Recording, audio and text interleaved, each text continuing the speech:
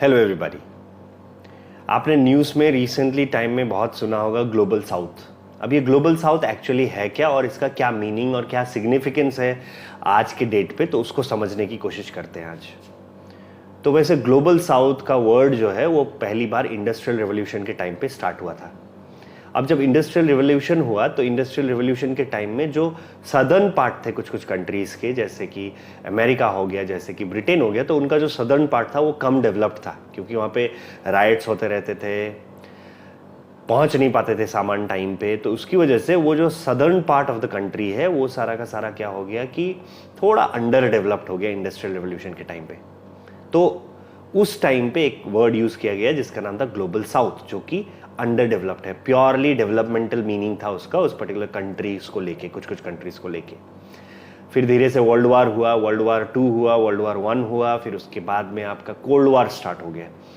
जब cold war start हो गया तो जो वर्ल्ड है वो एक्चुअली 3 भागों में बट गई।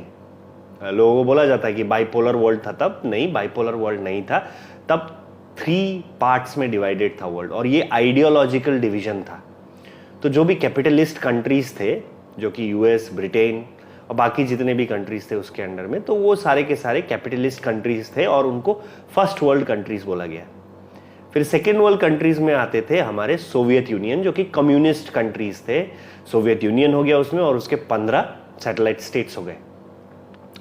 फिर उसके साथ साथ एक थर्ड वर्ल्ड कंट्री था जो दोनों तरफ आइडियोलॉजिकली इंक्लाइंड नहीं था, और इसको कहा गया थर्ड वर्ल्ड कंट्री। लेकिन ये वर्ड काफ़ी गलत दिखा, गलत लगा कि थर्ड वर्ल्ड कंट्री का मतलब पुअर है, पुअर कंट्री, अंडर डेवलप्ड है, तो उस वर्ड को चेंज करके बोला गया ग्लोबल साउथ। तो दूसरी बार ग्लोबल साउथ वर्ड का इस्तेमाल हुआ कोल्ड वॉर के टाइम पे।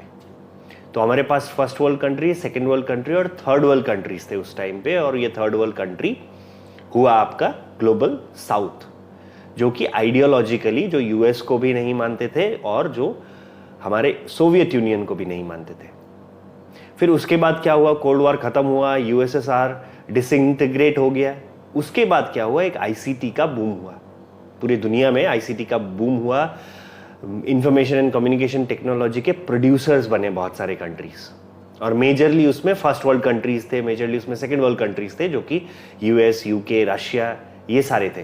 तो ये आईसीटीज के प्रोड्यूसर्स बन गए, और जो इस आईसीटी को कंज्यूम कर रहे थे वो कंज्यूमर कंट्रीज को फिर वहां पे ग्लोबल साउथ बोला गया। तो पहले तो प्योरली डेवलपमेंटल था इसका मीनिंग, फिर आइडियोलॉजिकल हुआ कोल्ड वॉर के टाइम में, फिर उसके बाद में आईसीटीज के प्रोड्यूसर्स और कंज्यूमर्स के रूप में ग्लोबल साउथ का वर्ड यूज होने लगा। अभी रिसेंट टाइम्स में 2000s में, या हम इसको 21वीं सदी बोले, 21वीं सदी में ग्लोबल साउथ का मीनिंग कंप्लीटली चेंज है। बहुत लोगों को ऐसा लगता है कि ग्लोबल साउथ मतलब वो कंट्रीज जो सदर्न हेमिस्फीयर में है, नहीं। ग्लोबल साउथ में इंडिया है, ग्लोबल साउथ में चाइना है, तो ये सारे ऐसे कंट्रीज हैं जो सदर्न हेमिस्फीयर में नहीं है, नॉर्दर्न हेमिस्फीयर में है। तो ये जो कॉन्सेप्ट है कि ग्लोबल साउथ का मतलब सदर्न हेमिस्फीयर वाले कंट्रीज, नहीं। अभी जो ग्लोबल साउथ का मीनिंग है वो पूरी तरह से जियोपॉलिटिकल हो गया है।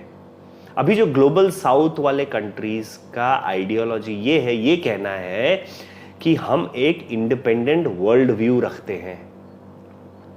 अब जैसे आप देखें नाटो में इतने सारे कंट्रीज हैं, यूरोपियन बहुत सारे कंट्रीज हैं, तो यूएस जब कभी कुछ होता है यूएस पे, या कुछ और अटैक होता है या कुछ भी होता है जो यूएस को सही नहीं लगता, तो बाकी सारे नाटोज भी उसी आइडियोलॉजी को फॉलो करके, उसी जियोपॉलिटिक्स को फॉलो करके आगे बढ़ते हैं। तो ये जो थर्ड वर्ल्ड कंट्रीज जिनको आप कोल्ड वॉर के टाइम पे बोल रहे थे, ये third world countries global south बने, और इन्होंने कहा कि हमारा एक जियोपॉलिटिकल वर्ल्ड व्यू है जो कि यूएस से मैच नहीं भी कर सकता है। हम अपना इंडिपेंडेंट वर्ल्ड व्यू रखते हैं। तो इसमें जो लीडर कहीं ना कहीं निकल के आ रहा है, और वो है इंडिया। इंडिया बहुत पहले से नॉन अलाइंड था, ना कि यूएस, ना उसे यूएस की जरूरत पड़ी कभी। उसने सोचा कि ना कि वो आइडियोलॉजिकली यूएस को फॉलो करे, ना आइडियोलॉजिकली यूएसएसआर को इंडिया ने फॉलो किया। तो कहीं ना कहीं ग्लोबल साउथ का लीडर इंडिया बनने की तैयारी में है। तो ग्लोबल साउथ एक जियोपॉलिटिकल मीनिंग रखता है, जियोपॉलिटिकल व्यू पॉइंट रखता है। एक एग्जाम्पल के तौर पर आप लीजिए यूक्रेन क्राइसिस। जब यूक्रेन की क्राइसिस हुआ तो यूएस ने हमारे फॉरेन अफेयर्स मिनिस्टर को बहुत बार पूछा कि आप रशिया से तेल ले रहे हैं, आप कंडेम क्यों नहीं कर रहे हैं। तो आपने एक बड़ा पॉपुलर सा वीडियो देखा होगा, है ना, यूरोप को ये मान लेना चाहिए, उन्होंने बोला था कि यूरोप को ये मान लेना चाहिए कि उसका प्रॉब्लम पूरे दुनिया का प्रॉब्लम नहीं है।